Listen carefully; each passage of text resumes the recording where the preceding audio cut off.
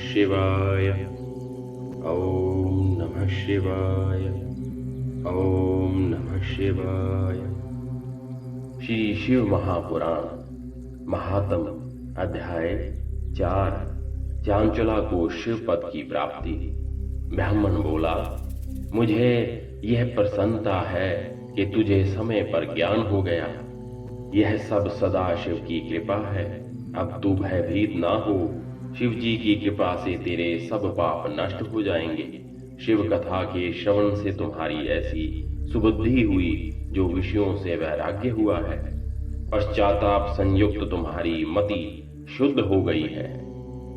इस शिव पुराण की कथा के श्रवण से जैसा हृदय पवित्र होता है वैसा अन्य उपायों से नहीं होता है। हृदय के पवित्र हो जाने पर शिव पार्वती जी उसके हृदय में जाकर विराजमान हो जाते हैं।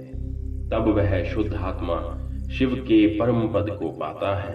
इसलिए सभी वर्ण इस कथा को सुने, क्योंकि स्वयं शिव जी ने इसकी रचना की है। शिव का ध्यान पाकर पश्चाताप करते हुए सिद्धि प्राप्त कर चुके हैं। इसके श्रवण से सब प्रकार के मंगल होते हैं। शिव कथा को हृदय में मनन करने से सदा के लिए हृदय पवित्र हो जाता है।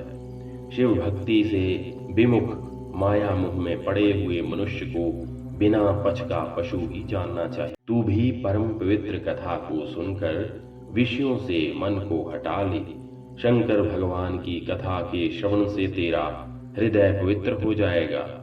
तब तुझे मुक्ति प्राप्त होगी। सूत जी बोले, यह कहकर दयालु ब्राह्मण शिव ध्यान में मगन मौन हो गए। तब चांचुला प्रसन्नचित हो आंखों से आंसू बहाती हुई हाथ जोड़कर ब्राह्मण के चरणों में गिर पड़ी और कहने लगी, हे भगवान, आपने मुझे कृतार्थ कर दिया।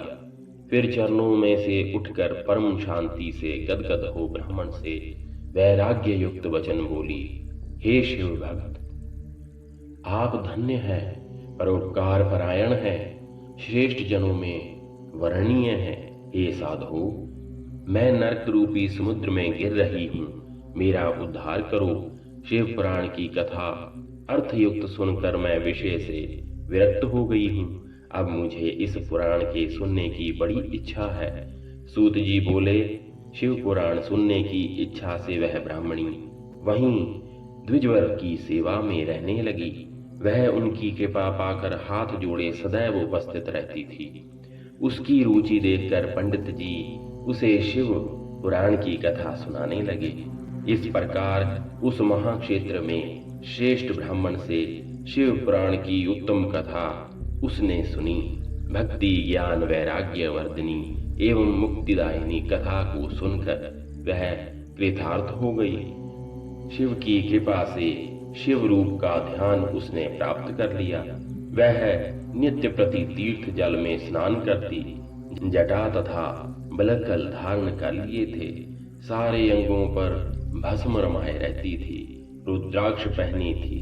वाणी का संयम एवं थोड़ा आहार करके गुरु के उपदेश के द्वारा शिवा नाम का जप करते हुए उसने शिव को प्रसन्न कर लिया। इस प्रकार शिव जी का ध्यान रखते हुए चांचुला ने बहुत सा काल व्यतीत किया। समय के पूरा होने पर भक्ति ज्ञान वैराग्य से युक्त उसने बिना ही कष्ट के देह छोड़ दिया। तब शिव गणों से संयुक्त एक शोभायमान दिव्य विमान स्वयं शिव ने वहां भेजा। शिव गणों ने उसे तुरंत विमान पर चढ़ा लिया और उस दिव्य अंगों वाली दिव्य भूषण पहने स्त्री ने शिवपुरी में त्रिलोचन महादेव जी का दर्शन किया। शिव करोड़ों सूर्यों के समान प्रभा वाले थे। गणेश, भृंगी, नंदीश्वर, वीरभद्र आदि जिनकी उपासना कर रहे थे, वे महादेव नीलकंठ, पंचमुख, त्रिलोचन, चंद्रशेखर रूप से दर्शन दे रहे थे। जिनके वामांग में विद्युत के समान गौरा जी विराजमान थी। कपूर के समान गौर सर्व आलंकर विभूषित, श्वेत भस्म रमाए श्वेत वस्त्रधारी गौरीश शंकर का दर्शन कर चंचुला परम प्रसन्न हो बार बार प्रणाम करने लगी। श्री पार्वती जी ने तो उस चांचुला को दिव्य रूप देकर अपनी सखी बना लिया। वह परम सखी हो गई। उस ज्योति स्वरूप सनातन लोक में उसने निवास प्राप्त किया। बोल शंकर भगवान की जय।